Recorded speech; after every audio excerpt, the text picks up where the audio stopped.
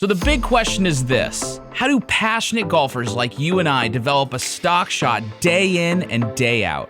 A stock shot that's as reliable as the sun coming up in the morning. That's the question, and this podcast is the answer. Welcome to Stock Shot Secrets. I am Kyle Morris, if you don't happen to know, but before we get any further, before I'm sitting here talking to myself for the next 45 minutes to an hour, can you guys just go in the chat and make sure you guys can hear me okay? Just somebody go in the chat and go, yeah, I can hear you, super excited. Then as we're letting all these people in, because there is a lot of people in the waiting room, which is so exciting, because I am super excited because we're going to talk about what a good golf swing looks like and the checkpoints that you need to hit, which means we get to nerd out on video, which is like one of my favorite things to do on planet Earth. So before we do that, I want to know where all of you guys are coming in from. So I want you guys to go in the chat, type in the chat. I want this webinar to be very interactive. I want tons of questions all over the map. And before we get started, while you guys are typing in the chat where you guys are from, one thing that would be super valuable is if you had a video of your golf swing on your phone or your iPhone or a tablet or a computer or a camcorder or a VCR or whatever it may be. I want you to get that puppy out so that you can compare your video to the video of what we're going to talk about the most important checkpoints that you need to hit in your swing. And then the second thing that you need to maximize your time is you need to get a pen and a pencil so that you can scribble all the notes that you possibly can. And the reason is because of the following question that I want to ask you. Right? So this is the question. The question is when you are looking on your video, or maybe not even looking at your video, right? Like when you are working on your golf swing, how do you know whether or not you're doing it? I want to hear what all of your guys' answers are. We got a lot of technology, so I'm going to kind of go into you guys go into the text, go into the chat. I want to know from you guys what it is that how you know when you're practicing whether or not you're doing it correctly or not, right? And there's going to be a ton of answers, right? You're going to have, some of you are saying like, okay, I know I'm doing it because it feels better. Okay, that's a possibility. Some of you are going to say, I know I'm doing it because the ball flight is good, right? That could be a common answer. Some of you will just go, actually, I have no idea whether I'm doing it, which is why I'm here, right? But the things that I would say to you for the first two answers is, have you ever seen a player who has a really bad golf swing hit a good golf shot? And the answer is yes, of course, right? So whether or not you are doing it correctly or not cannot be based upon whether or not the ball flight performs good. Now, the second one, for the person who says it feels right, have you ever made a swing or worked on something in your swing and you go, this is what I feel like I'm doing, and then you happen to videotape it, and you look at it, you go, that is nowhere near what I thought I was doing, right? There's so many players that will send in videos to us at the Golf Room Everywhere, or they come into the Golf Room here in Columbus, Ohio, they see their swing on their video, and they're like, oh my gosh, I had no idea what that looked like. And the truth is when you're working on your golf swing, there is one answer. There is one judge in there's one judge in the courtroom that is the judge to whether or not you are doing it correctly or not. And that judge is film. Because listen, a picture is worth 1,000 words. This is exactly how I look. Here I am in all of my glory, all of 5'7", little bit of a dad bod, somewhat balding, blonde hair, short, kind of athletic, but not really. This is what it is. And that's why the film is so important, because it tells you exactly whether you are doing it or whether you are not doing it. And it is the only judge. And that is coming from a guy who owns more TrackMans. And nothing against TrackMan. I love TrackMan. But I own more TrackMan than anybody on planet Earth. And even though you have all of this data, 28 data parameters or more actually now, the data doesn't tell the full story. The full story is told in video, and that is the judge, which is why we are spending time tonight, so that when you look at video, you know what it is that you're looking at. So then the question that you would probably have as the follow-up question is you would say, okay, Kyle, so what does a perfect video, perfect golf swing look like? So now I want you guys to go into the chat. I want you guys, who would you guys say are the best golf swings that you know on tour? Right? Is it Adam Scott, Max Homa, Justin Rose, Tommy Fleetwood, Rory McIlroy, Tiger Woods, Jack Nicklaus, Freddie Couples, Arnold Palmer, Gary Player, right? Like, oh, it's all across the board. But you're probably going to see in the chat that there's a lot of similarities. And what would be interesting is if you saw and you took the swings of like Rory McIlroy, Justin Rose, Max Homa, Zach Johnson, Tiger Woods, Adam Scott, they are eerily, and I mean eerily similar, like crazy, crazy similar. So the question now asked is, if you think those are the perfect golf swings, the real answer is that they're not. There's no perfect golf swing. The only perfect swing that you're going to see is on where, right around the corner. I'm going to show you what the perfect golf swing is. And you're like, oh my gosh, who is it? Like, who is around the corner that has the perfect golf swing? And it's this guy. This is the perfect golf swing. This is called the Robo Golf Pro.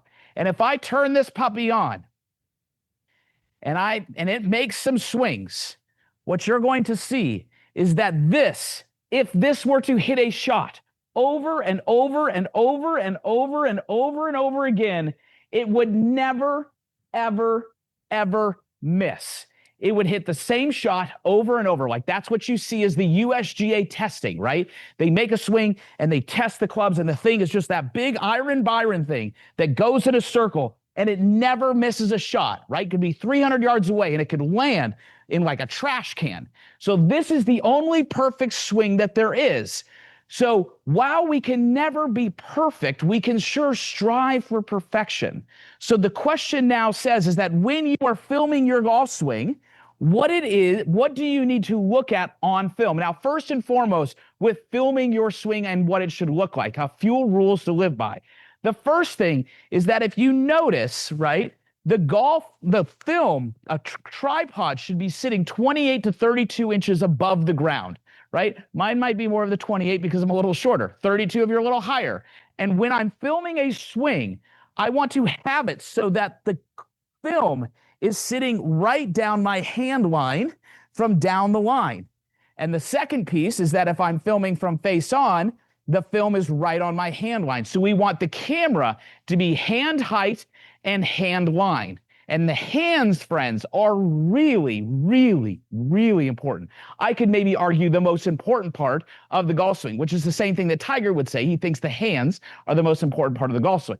So when we're filming, it's really important to put on the hand plane, because if we don't film at the right spot, if we go here and we film, the club's going to always look outside and over the top. And if we go over here, it's always going to look like, it's always going to look shallow because of the perspective of the camera. So where we film is really, really important. So now what I want to do with you guys, this is where I want you guys to get your videos out, get your notepads, and we're going to go through, I'm going to go to my laptop, screen share, and we're going to dive into basically the top 10 positions of the golf swing so that you know ultimately what it is that you're looking for on your video. So let's go over here. Let me get all set up. I'm going to screen share my screen so you can see it. All right, I think that we're good to go. We'll check really quick. All right. So first and foremost, if we're looking here at two videos, right? So we're looking at Justin Rose here on the left, and we're looking at Rory McIlroy on the right. Okay, so there's a few things that we can see at play here, right? So I need to reduce this. There you go. So the first thing is I'm going to draw some lines, and what you're going to see is that with Rory, right, both of these guys' spine angles are going to be at 45 degrees. So that's the first thing that you need to write down is you go, I need to have my spine at 45 degrees.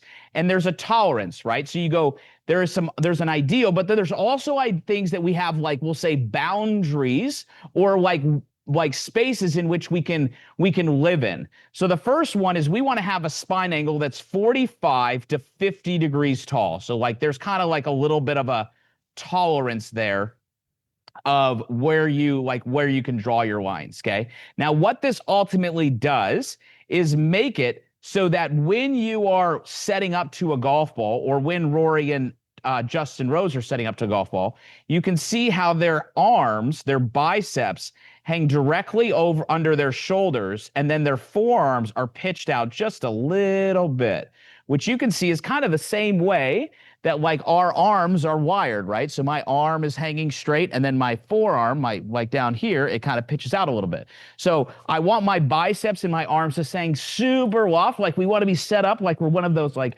win guys, like at car dealerships where our arms are super soft. So our arms are hanging underneath our shoulders, and then our forearm is this, which leaves a little bit of a gap between the butt of the club and your legs. I always say it's kind of like a hang loose symbol, right? Like we want a hang loose symbol from the butt of the club. And the other thing, which is so important, like more important than anything else on planet Earth, in my opinion, is you will see that these guys are aiming parallel to the target. So the target in which Rory is aiming at is this flag that's right out in front. And you can see how his body is aiming parallel left to the target, right? So if he was aiming at this flag, which is right here, right? You kind of see it here in the distance.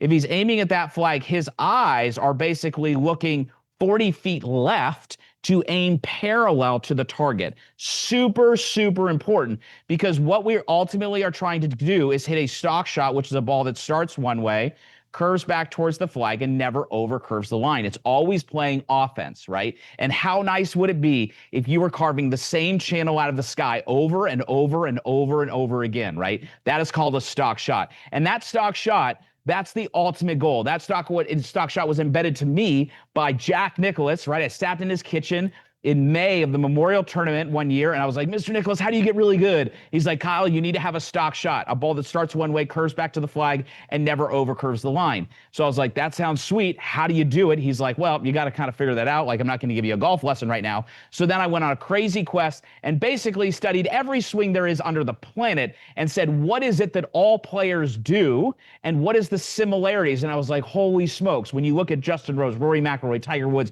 all of these players, they all do basically the same thing. And I would actually, with this technology that we're looking at right now, I would silhouette their swings on top of each other. I'm like, these are the same. It's crazy. Okay. So when we're setting up, we got our spine at 45 degrees. Our arms are underneath our shoulders. The club, the butt of the club, you can see is aiming at their belt buckle, right? So if you're standing too tall, right, you're going to be more at your belly button. And if you're too low, you're going to be under your belly button or under your belt buckle. And for you guys, that might be a little interesting, because when you sit up to your clubs, you're gonna be like, but I do that, and like the toe of the club comes a little off the ground. That's okay, because actually at impact, the handle will raise about 5 to 10 degrees, which is why that club will then go flat when you hit it, right? So you actually want to set up, and the toe should be slightly off the ground. Not too much, but just enough, right? Which is also why custom club fitting really matters, because if the heel hits it, it'll smack the toe over, and then you hit it left, and that's a nightmare too. So you do want to have good clubs. So now what I want to do is I want to draw some lines. We're going to draw a line up Rory's shaft and up Justin Rose's shaft, right? Then I'm going to draw a line on their hands, because we said the hands are really important, because wherever my hands go is where the club goes. Okay. Now, in the backswing, right, I want you to write this stuff down. So we want a stock shot, but in the backswing consists of 3 parts, which if you guys could see in the banners and reading behind, the backswing consists of a tilt, a turn, and a hinge. So what I mean by that is that first, these guys are going to stay in the same tilt in their swing. They're not going to stand up out of it. They're not going to dip down. They're just going to turn around their spine like their spine is a pole. Okay. Now, so they have a tilt, and the tilt is fixed. The second thing is that you're going to see is that they turn. So when Justin Rose is turning, you can see his hands and his club are going up the line, kind of like Rory McIlroy's here. You can see how their hands are going up the line. So at this position is called position 2, right? So we had position 1, that's the setup. This is called position 2. Now at position 2, what we want is our hands from down the line to be kissing our left thigh. So you can see how their hands are kissing their left thigh. Justin Rose's camera's a little too high. It needs to be lower because it needs to be on the hand height. Rory's is good. Justin's is too high. But we'll do with what we have, right? Because I want to show you this, is that you can see that their hands are kissing their thigh. They're basically their club face, and their club is covering their hands. And the club is like kind of turned down, right? There's a little bit of a boundary of like, do you want the club face to be perpendicular to the plane? You know, we do want it to be a little bit toed in. We definitely don't want it to be open. So that's the first part. That's called position 2. Now, the second part is that as we go to position 3, is we have in the backswing, we have a tilt, turn, and a hinge. So as Rory is going back, he's hinging the club, and that makes the club halfway back. What you will see is that what a lot of players do is they will set up, and in the backswing, the club will look either inside the target line or it will look at the target line. But basically, never will you see a good ball striker with the club looking outside of the target line. So if the club is looking inside the target line, that is what we call steep, right? So when they go to this next position, what you will see is that there's some key things that happen. The first is that their hands, when their left arm is parallel or their lead arm is parallel, their hands are splitting their bicep.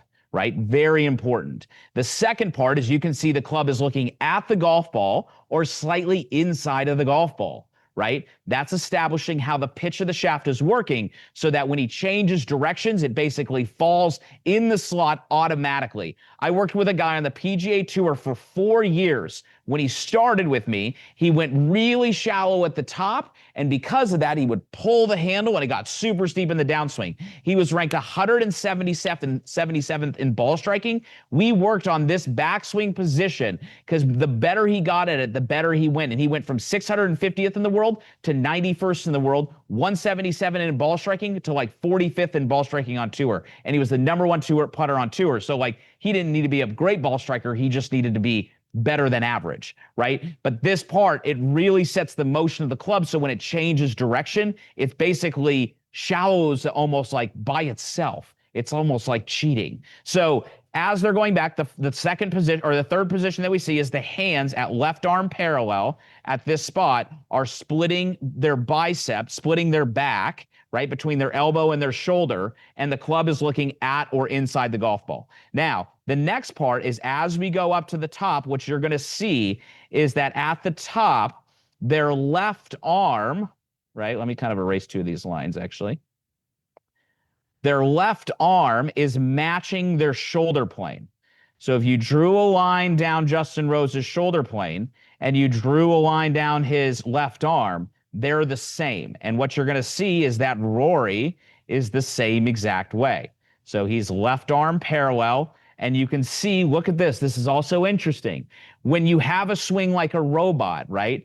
The answer is usually, if someone's like, what should the club do? There's something to be said about the answer is usually it should be 45 degrees or 90 degrees, right? It's kind of like if you went to like a Bible study and they're like, what's the answer? And you're like, Jesus, right? Like you can probably get away with the answer. So the point being is that like the golf swing is built around 45 and 90 degree angles. And the reason is because that's the fastest axis that things can turn, right? Just think of like, if I had a string with a ball on it like this, the ball would spin 90 degrees to my hand at the top, like a helicopter, right? If it was slower, it wouldn't be going 90 degrees. So when my left arm is matching my shoulder plane, now my body, like anatomically, is working in a position based upon physics to make a really, really fast pass at the golf ball. So what this position is, as these hands are moving to the inside of that original spot, in our world at the golf room, everywhere in the golf room, we call that position depth. So we need to have depth. Most players, like 99% of you that are watching, I would bet a lot of money that if we drew your line down from the top of your backswing, what we would see is that your hands are more over the middle of your shoelace and your arm would be too high, right? So what happens because of that is the fastest distance the fastest distance between 2 points is a straight line. So now if the hands are too high and they take a straight line, they're going to be too steep, right? So working back a little bit. So we had position 1, which was setup, position 2, which was halfway back, position 3 was hands in the middle of your bicep, shaft looking at the golf ball, and then position 4 is that your left arm is matching your shoulders, right? The shaft, oops, watch out. The shaft is if we drew a line from the ball to the grip to the shaft, it's on one plane, right? Now, what you will see is that and there's a tolerance here, right? What you'll see is that if I did this for Rory and I drew a line up from his heels, we want the club to sit inside this little triangle of friendship. Now, for you guys, when we talked about no one being perfect, right? Some of you guys might have seen this, and we've talked about it a lot at the golf room, how when Rory, this past winter, he said, I locked myself in a room for 4 weeks, and all I did was focus on the look of my swing. And what he was focusing on, the look of his swing, is that he and his coach were realizing that he was getting too across the line. So he was trying to get it into this triangle of friendship, which would therefore make him hit it better, which therefore made him win the Masters, right? So that triangle of friendship, and that's kind of where Justin Rose is he's right on the verge. He's also hitting like a 9-iron here, so it's a little shorter swing. But we want that club to essentially be sitting within this triangle, right? And your hands are above your heels. So position 4 is hands above heels, left arm matching, right? Left arm matching shoulders, and you can see we're in the triangle of friendship, and then the club face matches our left arm, right? So you can see how their club face matches their lead arm.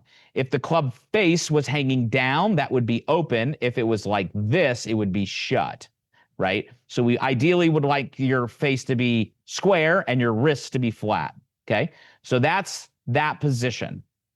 Got it? So we got position 1, we got position 2, position 3, and position 4. One other piece that I just want to mention is that what you can see is that this would be good for a lot of us. You can see that in their backswing, in their knees, you can see how they have shown the light. That them showing the light is a way for us to know, or for you to know, whether or not you're turning your hips enough. If you can't see the light, you aren't turning your hips enough. So we need to turn our hips more, because depth, getting flat enough, is created by turn. And remember, the backswing is a tilt, a turn, and a hinge. And that hinge is like how the face is planed, the club face is. I could do a seminar for 2 hours just on hinge alone, and turn and tilt, but it's a tilt and a turn and a hinge. Okay, so that's the backswing.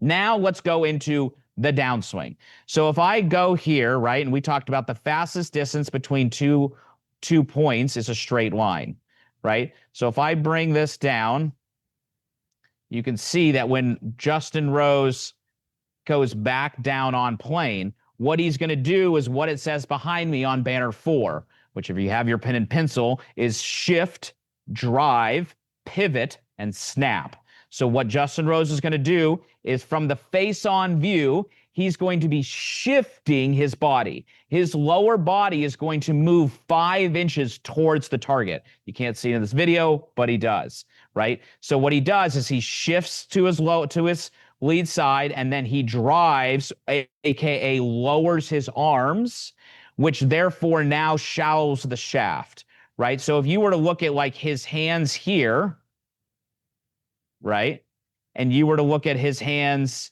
here, you can see that they're basically in the same exact spot. And one thing to know about why you look at the swings of Rory, Justin Rose, Tommy Fleetwood, Tiger Woods, Adam Scott, these guys, and you go, God, it looks so easy, and it looks like they would never miss. The reason is because you're seeing the symmetry of their swing. So when a swing has a lot of symmetry, it looks very easy. When it's got a lot of mumbo jumbo, you're like, that looks like it's a lot of work.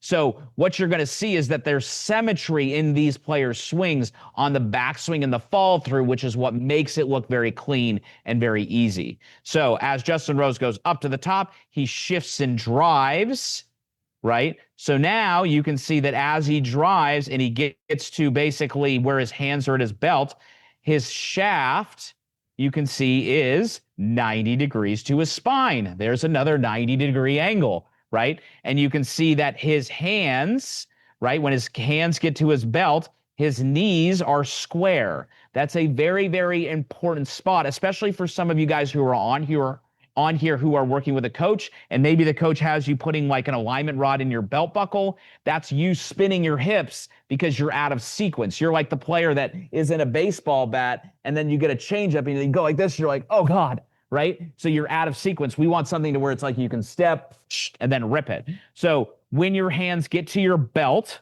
right, from down the line, we want your knees to be square. We want the shaft to be going through your right form, and we want your shoulders. We want your shoulders to be about, we're going to say 20 degrees shut. We should definitely still see like our heart and our chest. And what you'll see is that when Rory does this, right, when he comes down, right, you can see that he's basically in the same exact spot as Justin Rose. So if we were to overlay the videos, they're the same. If you took away their face, you're like, I don't know if that's Justin Rose or Rory McIlroy, right? Because they're very eerily similar, but you can kind of see like Justin Rose or Rory does a little thing with his head, so you probably would pick it out if you could see their face, but they're the same spot, right? So that spot, that's kind of what people would deem as the slot. Now, what happens from here is interesting because of the fact that the club went back steep, right? And then it comes down. You can see now when it comes down at that spot, let me get this arrow really quick so you guys can see this. As it comes down, you can see that now the shaft is looking outside the golf ball, right? And when it's outside the golf ball, that's called shallow. So they go back steep or air steep, and then they come down shallow. Many of you guys, most of you guys, have hands that go out and shafts that go shallow. So when my hand goes out, right, because when I push the club and I push the grip out. When I push the grip out, the club goes flat. And then when I pull the handle down, the shaft goes steep. So your body and the club are just reacting to the physics that you're basically putting onto the golf club. And we need a swing that's just like Mr. Iron Byron, Robo Golf Pro down over there that basically would never miss, right? That's what we're shooting for. We're shooting for a perfection, and we're probably never going to get it, and that's okay. You can still shoot 65 and be a little bit outside the triangle of friendship and win a Masters. Okay, so we don't need to be perfect. Okay, so now as we go from here, we went from position 1, 2, 3, 4, 5, and 6, right? So when we get down to here to like 6, this is where you guys are going to see that the club is coming on the inside part of their hands. And you go, why is that important? Well, let's think about this. It's summer right now. So if you and I go boating and I pull, this is my boat, and you're back here in the ski, and I pull the boat, right? And let's just say I rip the boat to the left. What happens to the skier? The skier flings out and creates a lot of speed as they swing around the boat. Now, let's say, for example, I'm going this way and I'm pulling the boat, and then I pull the boat this way and I turn. The skier back here is going to go faster, but they're not going to go as fast. Now, in the third example, if I go to the inside part of the wake over here and we're pulling straight and then I turn the boat, what happens to the skier back here? He reaches max velocity because he's going to really swing and create a ton of speed. So now when that club is slightly inside your hands, because now we shift and drive, now what we need to do is we need to turn the boat, or what it says in banner 4, which is pivot. So now what's going to happen is they're going to start to really turn on the gas and turn their body, right? So Rory and Justin are going to turn their body, and they're going to snap their wrists. So in banner 4, it's banner 4, it's a shift, a drive, and a pivot and a snap. Because now they're imparting all the speed and cracking that club on the ball like a whip, right? Like, okay? So now when we get to impact, let's take out all these lines, you're going to see a few things.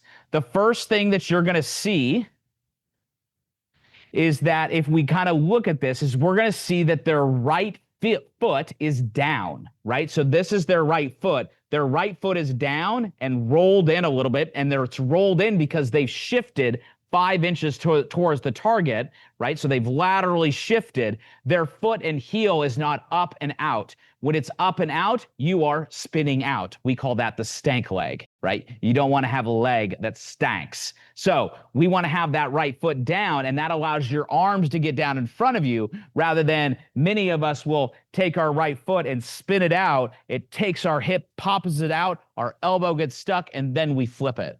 Okay, so that's a byproduct. Your right foot is a byproduct of proper sequencing. Hey guys, I hope you are enjoying this episode of the Stock Shot Secrets podcast. If you are enjoying it, be sure to like this episode. Be sure to subscribe so you can always see when they're coming out.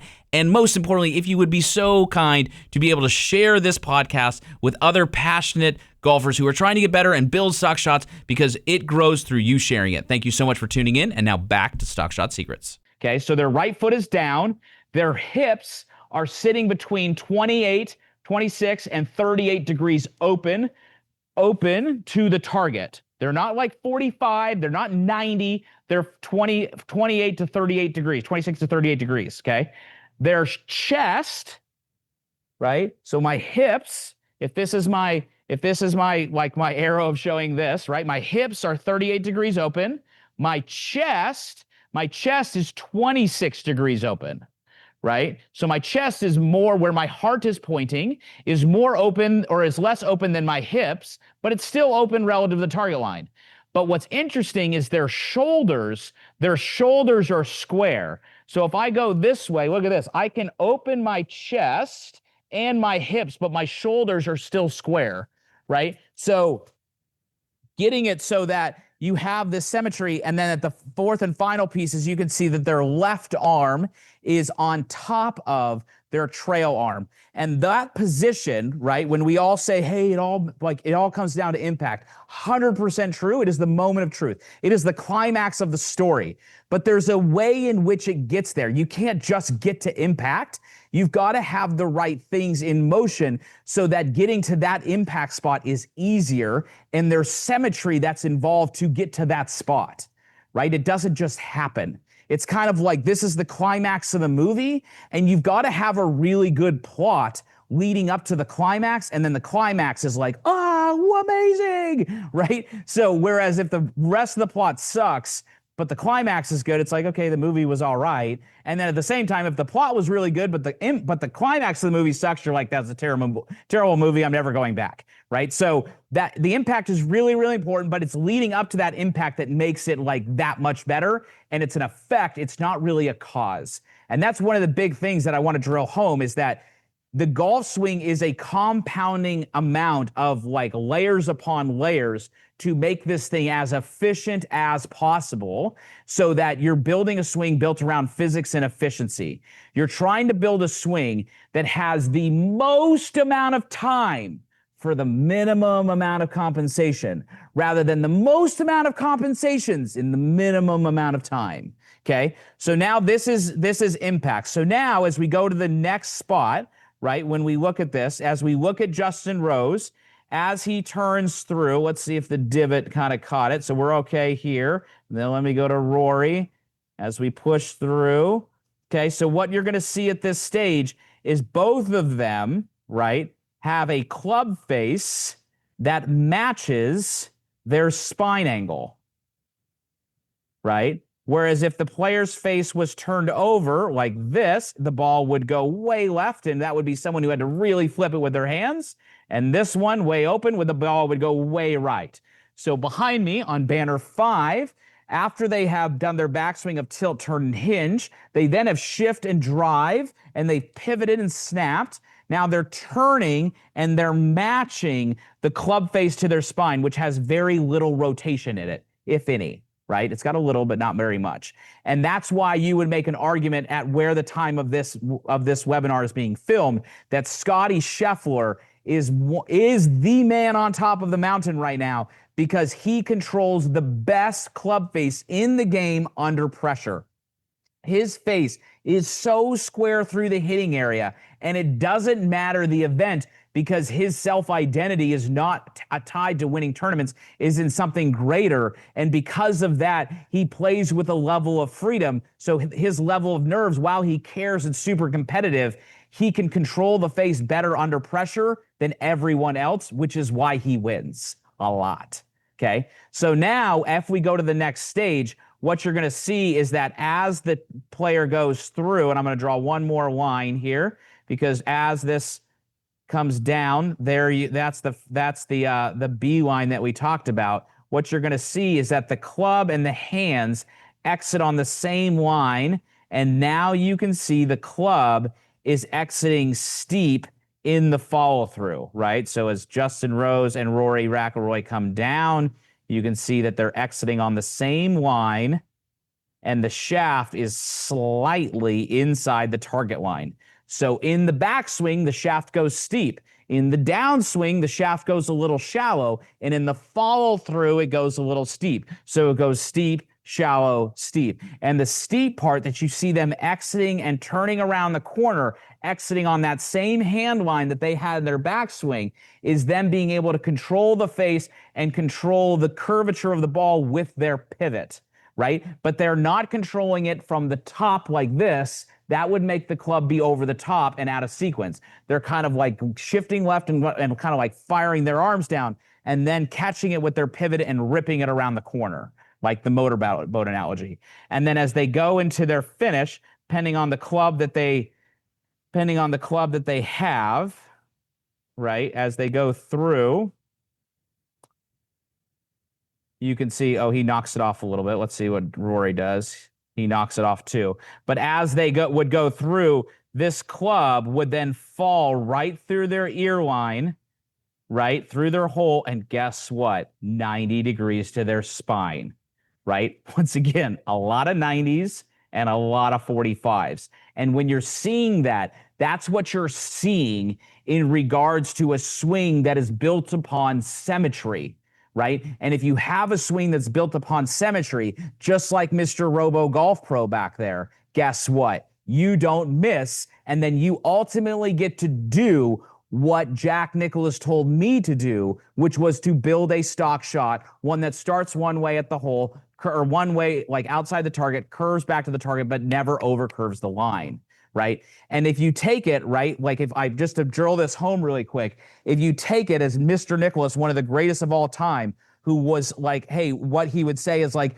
building a stock shot is important. And then you take another piece of advice from this guy of Tiger Woods, who says, hey, guys, if you want to get better like I did, here's what you need to do, which is what the answer to this is. Guys, you need to understand what it is that you need to do, which was the point of this webinar with you. I need to make it so that you are indoctrinated as to what is truth. What is the way, the truth, and the life to what a good golf swing actually looks like, so that when you're cruising the internet and Instagram and YouTube and Facebook, you can see someone and you can go, you're an idiot. You're not right. This is right. You're wrong. So don't talk. You should sell insurance, right? Because this is what all players do. Every good golf swing. I'm not saying that there's not players on tour who don't do this. There 100% is. And they made way more money on tour than I did.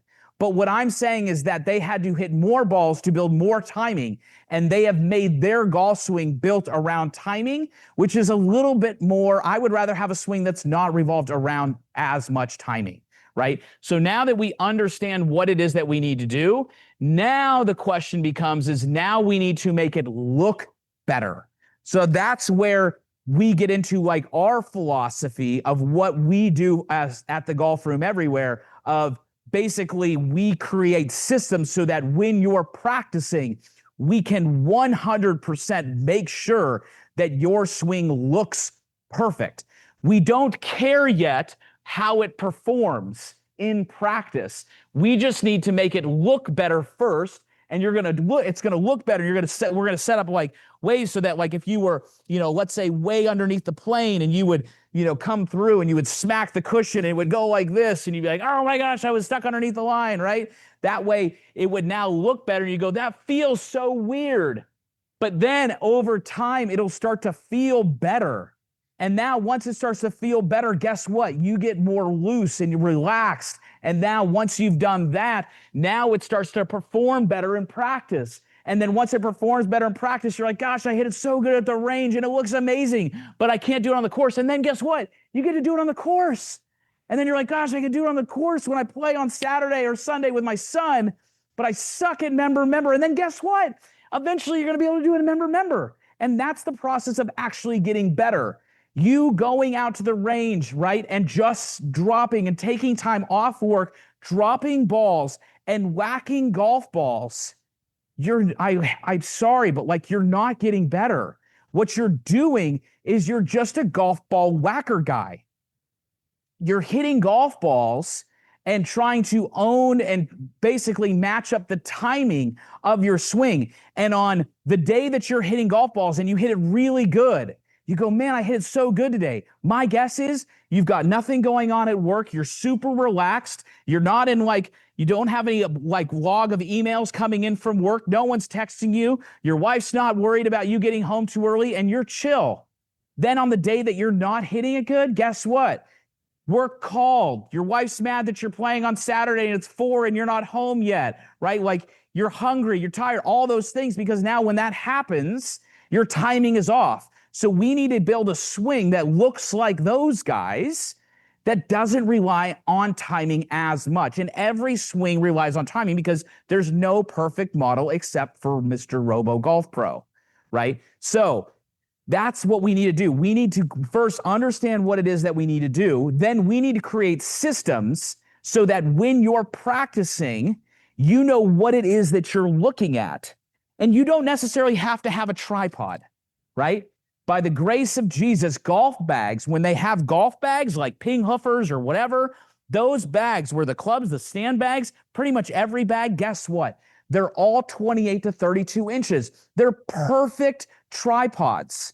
Or how about the thing where you lay the clubs like in the back of the range, like the little caddy things that hold your clubs? Guess what? They're also 28 to 32 inches. So you have tripods all over the place. All you got to do is pull out a phone, and I know that you have a phone. So all you have to do is film it. And now hopefully after this class, you know what it is that you're looking for, right? So, and I think that if it would be okay, I'd like to share with you one thing that I think would be really valuable, and then I'd love to take some of your guys' questions. Is that it's one thing to know whether or not how to understand what it is. And you go, Kyle, this is great. Like, I know what I need to do now. Like from the down the line, we could probably spend a whole nother hour going the face on because that's really important. Maybe we'll do that next month, right? But I know what it is that I need to look at from down the line, right? And I understand. Now I want to know how to make it look better. Because I'm going to look at my video and I'm going to see like my hands go out and the club goes in and my hands are too high and I steepen the shaft and I got the stank leg. But how do I go about fixing it? And that's why what I want to do for you guys, if you want, you don't have to. Many of you guys on here already have a coach, so you guys are already going through this process. But if you are one of them and you don't have a coach, what I'm going to give you guys, I want to give you guys a chance where you can get a full breakdown of your swing for like 20 minutes. We're going to go through your swing with a massive fine-tuned comb for like 15, 20 minutes, draw all the lines, compare you to Justin Rose, compare you to Rory McIlroy, do all that stuff.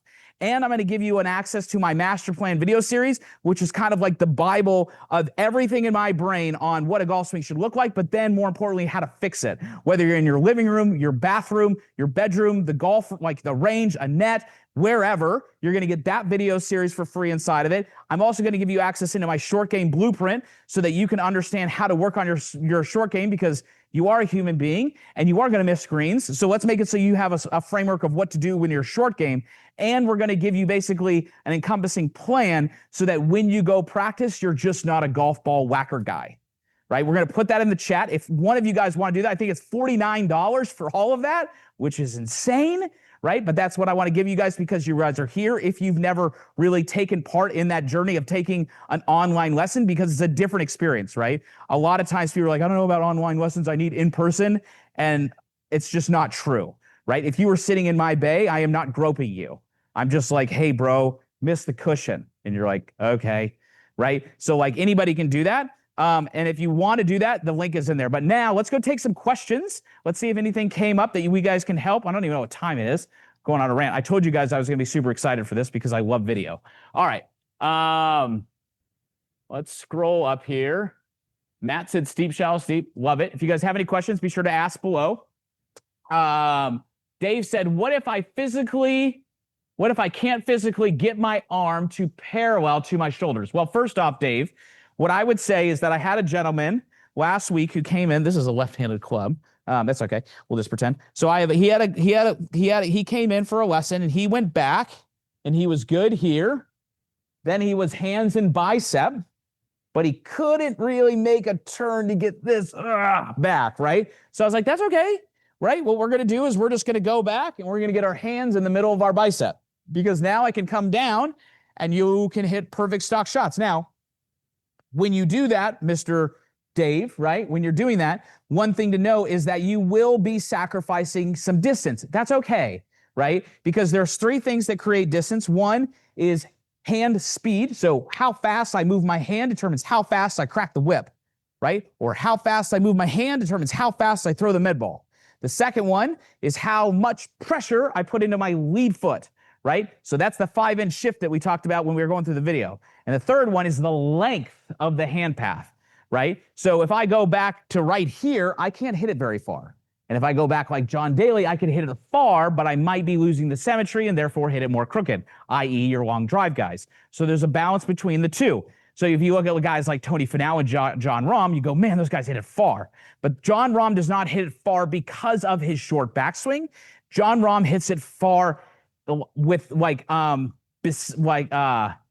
without his, like he would hit it farther. Sorry, I didn't lost my words there. If he would hit it further if his backswing was longer, right? But it's not. So he still hits it far, but he could hit it farther if he wanted. Same with Tony Finau. Okay, next one. Should we shift 5 inches with the driver too? Yes, right? So if I bring this up, let me see if I can bring this up really quick, just so you guys can see, because the beauty is, this is what's so nice for you guys, is that the world cannot, teachers these days cannot say stupid stuff. Like if you do, you get called out. So if you look at this, right, this is a graph of pelvic sway.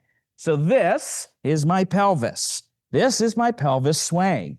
So you can see the purple line is the top 100 players on the PGA Tour. The green line is my first shot of the day. That's me, okay? So what you can see is at the top of the swing, their pelvis, their belt, they have turned.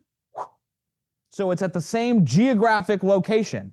Now, as it shifts down to downswing chest high, so it goes here from downswing to chest high, they have shifted 4 inches and then another inch to 5 at impact, which is probably super enlightening for you guys because you're like, I thought I was supposed to spin in a barrel. It's like, no, you're not, right? Like I thought I wasn't supposed to go like this. You're like, no, you are.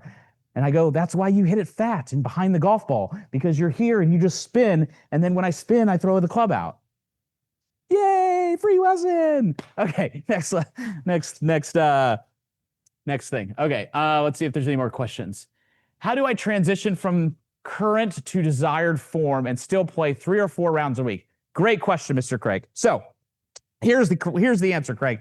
First off, as instructors within the golf room and the golf room everywhere remotely, right, for our online programs, you have 2 types of lessons. The first thing is you have lessons of confidence and you have lessons of competence. Competence and confidence. There are 2 different types of lessons. If I go out on the PGA Tour and I'm at the Players Championship on a Tuesday, I am giving that player a lesson of confidence. If I am working with a player in November and I'm like, what do you got coming up? He's like, nothing for 2 months. Guess what? Lesson of competence. Because the competence is like, hey, you're a 6 handicap. Let's do the lesson of competence so you become a 1. And then if you're a 6 handicap, let's give you a lesson of confidence so that you can play better tomorrow and maybe play to a 5, right? So my question though is, and this is what happens so much, Craig, with our players, is I go to him and I go, let's just take the guy who comes into the golf room and practices. I go, hey, Mr. Guy, how much do you work on your golf swing in February? And he goes, I practice, my wife gives me 3 hours a week. And I go, that's great. Now, when the summer comes around and we're getting ready to go, I go, Mr. Golf Guy, how many hours a week does your wife give you to work on your game or play golf? And he goes, I get 10, right? Or I get 8. We go, great. Then you don't get 2 rounds of golf. You get 1. and you get 3 hours to work on your game. Because that is where, when I was playing professional golf, I had what was called mundane Mondays. It was always the day that I would recalibrate from what I worked on last week. And when I would play in tournament rounds after my tournament round on Tuesday, or on my practice round on Tuesday, on Wednesday, on Thursday, on Friday, on Saturday, hopefully on Saturday and Sunday, right? I would go to the range after the round and then recalibrate the feelings, because when we play, it gets sloppy. That's why NFL teams, college teams, they like off weeks, because they need to recalibrate what they're doing and get back to like fundamentals of what it is. Like, we need to get back to learning how to tackle, right? But there's certain things, Craig, that you need to talk when you dive in, whether you're in our program right now or you're going to take that offer of getting a new student assessment with the master plan and the short game series and the practice plan and all that stuff. When you do that, you go through the process and you're like, yeah, let's start to do this. Like, let's do some quick wins, right now, because I'm still playing. And then once you get into October and November, you're like, great, let's do the real hard stuff, because I'm sitting in a net in my garage and I can grind, right? So there's a little bit of time for both, but you do need both, right? Because you're trying to raise skill too, so that you can reach your ultimate golfing design, which is why we're here. Man, these questions came ripping in now. Best drill to control face through impact. My first question, Brady, for you is, are you sure that you need to be working on controlling the face through impact? So let me challenge you. Are you sure that your knees are square, hips are square, shoulders are square, your grip is good, your weight is 55% on your lead side, you have 5 degrees and 10 degrees of tilt, your hands are working, kissing your thigh, your club face is just outside your hands are in the middle of your bicep, shaft is looking back at the ball, left arm parallel, face matching spine, hands above heels, you shift into your lead side 5 inches with the shaft looking outside the ball, your knees are square, and now you're ready to work on impact.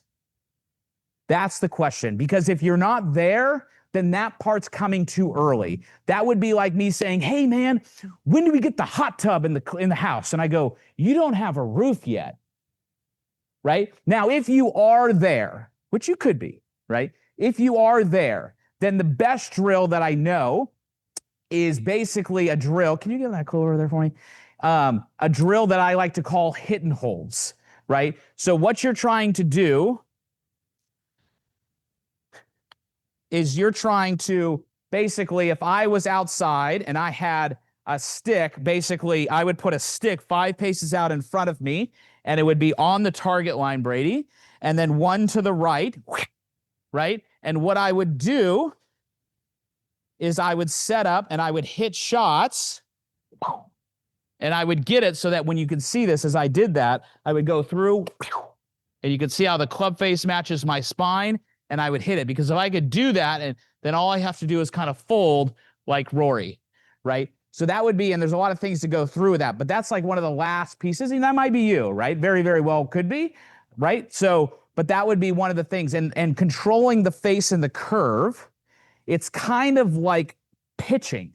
So I always equate it to like a pitcher who's throwing sliders.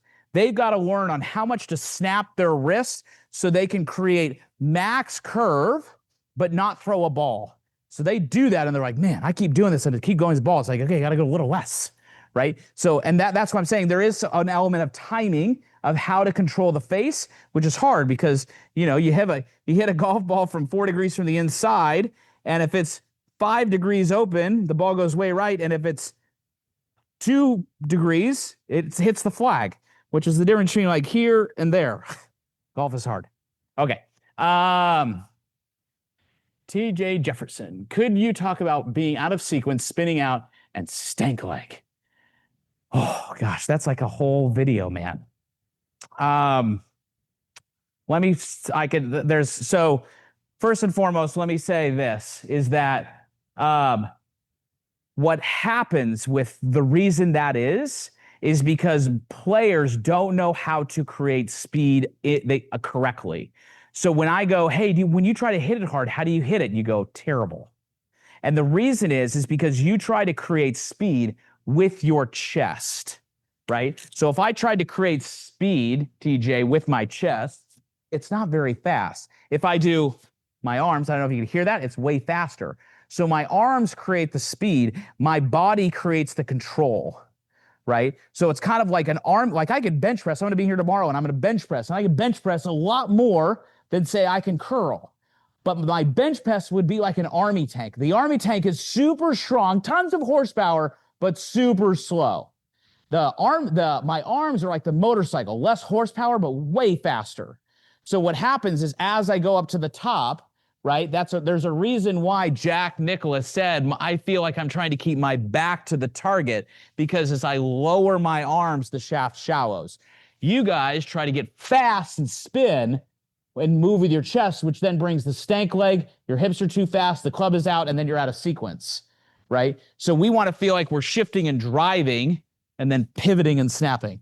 Okay. So it's learning how to combat that. And there is a bazillion drills that we can give you. If you're not with a coach, then do the assessment, and then we'll give you all of the drills that your heart can desire, so that when you're practicing, you're actually practicing. And if you're in the membership, then I'm sure you have a plethora of drills as our coaches or your coach has given you. So, but it's really learning how, long and short, to like get your arms down in front of you, back to the target. It's why Ben Hogan said he felt like he was taking an arrow out of his quiver. Sergio feels like he's ringing a bell. Bryson DeChambeau says he feels like he's doing a lap pull down. I've never heard a tour player say, I just try to turn as hard as I can and spin out. They're like, I try to be really patient and not rush the downswing. I feel a little pause, right? So that's kind of what they're talking about. All right, let's do like a couple more. You talked about showing the light between the legs at the beginning. Is there such a thing as too much light? And absolutely there is. And what do you typically see causes that? So showing the light would be as if I put this behind my left leg and on top of my right leg. We call these the canopers. And I'm turning, and now you can see the light. If I had too much light, that would be too big of a hip turn. If I had no light, that would be not enough hip turn. So this would determine how my hips should work. So if Matt, your hips, if you're having too much light, there's a possibility you're over rotating, which good for you, man. You're flexible. But two, you could also look with your coach to see, are you kind of reverse pivoting too much this way rather than kind of loading and getting braced into your right side? So that might be more of a pressure thing. So you would check your pressure in your feet, which is where, look at the coach and ask him if you are with someone. Once again, if not, do the swing assessment. I hate to like keep putting that in your guys' brain because it makes it feel like I'm like throwing it down your throat. That's not the point. The point is that these questions are amazing questions, but every swing is different and unique, right? So it's kind of like if I get an Instagram guy, they're like, how do you fix a slice? And it's like, dude, there's like a million ways that you could be slicing, right? It could be your alignment. It could be your grip. It could be your club shafts. It could be your hands. It could be a cupped wrist to the top. It could be your sequencing. Like I'd have to write a dissertation, and this is an Instagram message, right? So like everyone's unique, which is why you need to see what you personally do and why you do it. And all of you guys, I know for a fact, you guys all love the game as much as I do. So it's like, there's nothing more maddening than feeling like you're hopeless and you're like, I'm working on my game. I don't even know if what the hell I'm doing is even it, right? And that's where you're trying to, that's where you guys are trying to solve it. But like, there's a brotherhood and a fellowship where you can have people walk beside you so that you're not like lost with what you're doing. So good question. Is there a way to create proper side tilts? Yeah, super easy, Sean. So what you're going to do is you're going to you could put a club down your chest like so, right down the middle of my buttons. This is in video, like module 2, I think, of the Master Plan video series. And you're just going to tilt. You can see how it touches my leg, right? The other way to do it is if I just get in my setup, make sure your weight is on your lead foot. I'm going to put my hand on my right leg and I'm going to go whoop and touch my knee. And now that's that 5 to 10 degrees of tilt. Pretty easy, right? The other way you could do it is in your backswing is if I take my backswing and I go up to the top, you go, do I have enough tilt like this? Away, you go here, and then you go, can I take my left arm and touch my knee? And if I can, that's the right amount of tilt, which we want tilt away from the target. Just like if I was throwing a football, I'd have tilt. If I was serving a tennis ball, if I had a tilt. If I was like trying to do a home run derby, I would have tilt. If I was basically every sport there is, I have tilt. Nothing's like this, right? So we need a little bit of tilt away from the target. Carl, vertical hinging and horizontal hinging. That's a fancy one, Mr. Carl. All right, so just for definitions, horizontal hinging, like a wiper blade, vertical hinging, like a hammer, right? So if we have a tendency, which I do, to horizontally hinge, the club gets flat, and then it goes through, and I flip, and then it's too shallow. Vertical hinging this way would make it very, very steep and very steep, right? So it's a little bit of blend of both, right? But most golfers, they go horizontal hinge, then they come down, and then they go vertical hinge, and then they go horizontal hinge, right? Where we could almost say, you can make an argument where you go vertical hinge, right? Horizontal hinge, vertical hinge. Kind of like steep, shallow, steep. Okay, good question. I like nerdy questions. What are the most common causes and solutions for backswings too long? Marco, the reason your backswing's too long is because you take too long to start your downswing. So what I mean by that is that what we go back, right? It's sequencing. So you go back and you don't transfer your weight to your lead foot soon enough, right? So what happens is you go back and you just keep turning. So if I take my car and I get in my car after this and I reverse my car and I put it in reverse and then I thrust on the gas, my body goes like this and I lag and I have to go forward. So what happens in the backswing is we want to go back and then forward, and then guess what that does? Creates lag. You go, Kyle, I've been trying to create lag. Man, I just thought I was supposed to go like this. I go, no. The lag's an effect. It's not a cause, right? You get lag by change of direction, just like my body lags when I go on a roller coaster, right? So the lag is the effect. So the way you could work on that, Marco, is just go into a wall. If you had like an impact bag here, put your left foot against the wall and tap the wall. Back, tap. And then if you had an impact bag, you'd go, and you'd learn how to make a full swing, full speed, and not hit the wall, because your wife is going to be upset. All right. Maybe two more, although I could do this all night. I tend to hit the ball straight. Do I still work at my drawing the ball as my stock shot? Also, I thought Jack Nicklaus' stock shot was a slight fade. Absolutely. I know he was the best, so understanding that, but just wondering why that was his stock shot. So, great question. So let me pin this on Ben Hogan. So Ben Hogan said to hit a proper fade, you have to know how first to hit a proper draw. Ben Hogan also hit a fade, right? So the point being is the symmetry. The guy I was talking to you earlier about, the guy on the PGA Tour, he hit a fade. But if you look at the tilt, turn, hinge, shift, drive, pivot, snap, turn, match, and fold, the symmetry, it's the same symmetry. There's no difference, right? So if I look at this and I show you guys some models here on the camera really quick, right?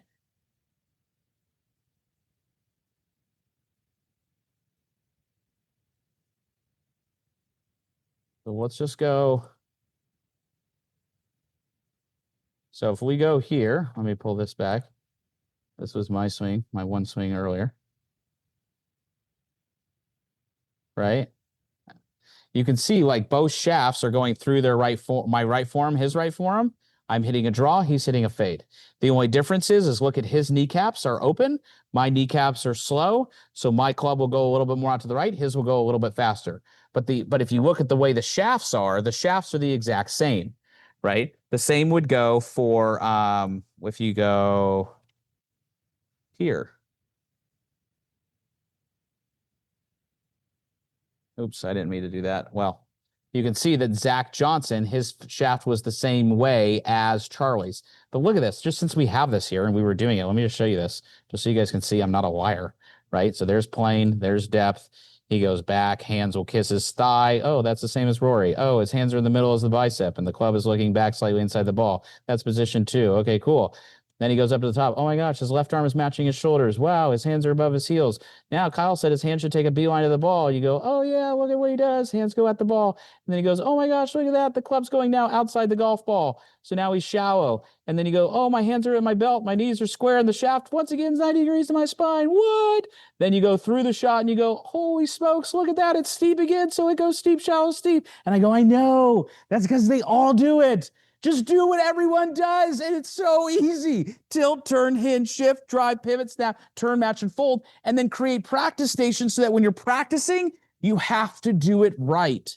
And when you do that, guess what happens? You get really good. It's not about whether if you get good, you get good. Like if you follow the standard operating procedure, it works. It's not about whether it works or not, it works. Like, I will bet everything that I own that it works. You just have to do it. And you can't think about it. You can't be like, I think I'm going to feel like I'm under a noodle. Just put the noodle on the range, man. And when the guy makes fun of you, just go, sweet, I'm going to practice here. Then I'm going to get done. Let's play for money. And then go out and wax them and then make fun of them. Because you're actually practicing and you're not a golf ball whacker guy. Because you understand what it is that you need to do. You're making it look better. It starts to feel better. Then it performs better on the course. Then you can take it to a tournament.